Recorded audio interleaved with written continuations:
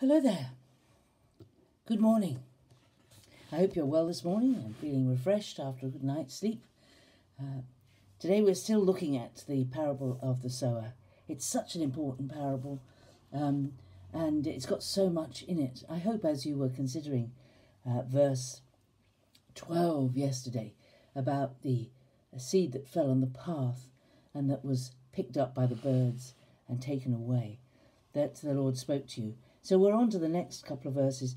This one says, the seed sown that landed on the rock are those who, when they hear the word, receive it with joy, but they have no root, and they believe only for a while, and in a time of testing fall away. This reminds me, my first thought about this is that I remember the Billy Graham Crusades. Now that's saying something about my age. In the mid-60s, I was very young, and I wasn't allowed to pray with or counsel people who went forward at those crusades that were held at Earl's Court in London by Billy Graham.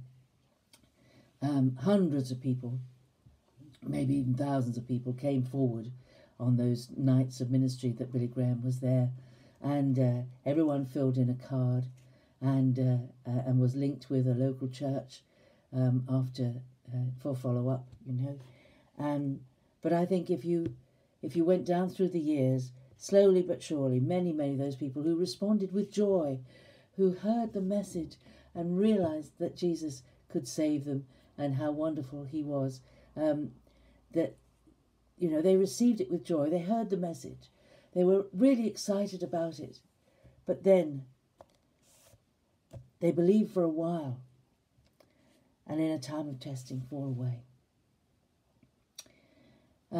Lots and lots of people who went forward at Billy Graham Crusades never went on to do very much. The joy of knowing that their sins forgiven, it was wonderful. They were excited. They went home. They told their families and they joined the church. But it is amazing to me, there are many people who, when trouble comes or difficulty comes, illness perhaps, an accident, trouble at work, or I don't know, a miscarriage or whatever. When this trouble comes, they don't turn to God. They turn away from God. They blame God they have this idea that once you're saved, God's going to look after you. He's going to guarantee that everything goes right. He's going to care for you and watch over you, and nothing bad will happen to you. And when anything bad does happen, they turn away from God. This is a misunderstanding of God and of the fact that once you turn to Jesus, you become a target. It's as if when you bow down to receive Jesus as your Saviour and you decide to follow him, it's as if Satan pins a target on your back and he aims for you, because he doesn't want you to be fruitful for the kingdom. He doesn't want you. He will distract you with anything he can, and if he can't steal away the word and it takes root and it begins to sprout and you get ready and you start following, he will do something to distract you. There'll be persecution. There'll be people in your work that laugh at you or ridicule you or are rude to you or stop including you. You're not in the in crowd anymore because you've changed. Maybe your family make it clear that they're not happy about what you've done. Maybe the work you do or the situation you're in has to change. How do you face that? I remember hearing the story of I think it was Paul Jones, who used to be in the Animals group, and he's a broadcaster on Radio 2, I think, does the Gospel Hour or whatever it is. Anyway, Paul Jones, he went to a crusade that was not a Billy Graham crusade, but it was one that was held out in East London. Can't think of the guy's name. Gosh, names are difficult as you get older. Anyway, he went to this crusade. He and his partner, and they lived together and they went to this crusade and they listened to the message, and they realized that if they became Christians, they couldn't live together without getting married, that they couldn't even go home to the same house and be in the same house until they were married, because it wasn't right. God convicted them immediately that if they gave their life to Jesus, their lives would have to change immediately. And they sat while the altar call was going on, and they talked to each other, and they realized that they each wanted to go forward for salvation, and they wanted to accept Jesus and to begin to be disciples. But they knew that they couldn't go home, and they agreed that one would go home, and the other, I think it was Paul, who went and lived in a hotel, and they agreed that they could not go home to the same house until they were married. And they got married quite quickly afterwards, I think, and they're still married today.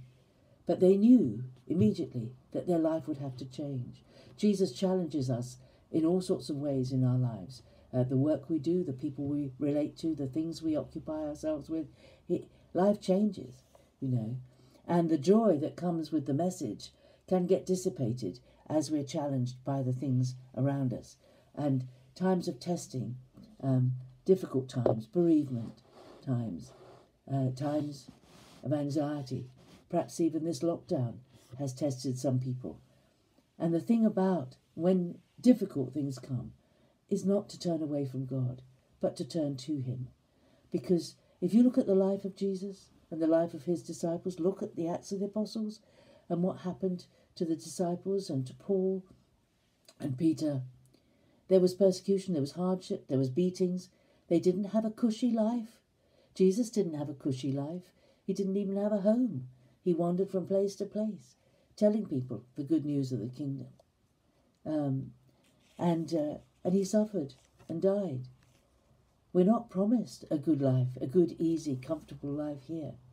We are promised that God our Father will provide for us, and we will never need anything that anything we need will be provided, just like he provides for the birds of the air. But there are no guarantees of happiness, of easy transition. It's all in how we approach the difficulties that come to us through life. If we approach it prayerfully, and we approach it with a knowledge that the enemy is trying to derail us and trying to distract us and trying to rob us of the seed that is being sown in our life, and we have to resist him. We become targets the minute we turn to Jesus. And if we realize that, then we can protect ourselves from the enemy's arrows. So we need to think, are we people who, as soon as anything untoward comes our way, we just put aside the following Jesus bit and handle it whichever way we can? No, we need to be disciples, decision makers. This is my life now, following Jesus. This is my life until the day he calls me home or he comes. This is my life, to follow Jesus with all my energy, with everything that I am. Well, happy hunting, happy thinking, and I'll see you tomorrow.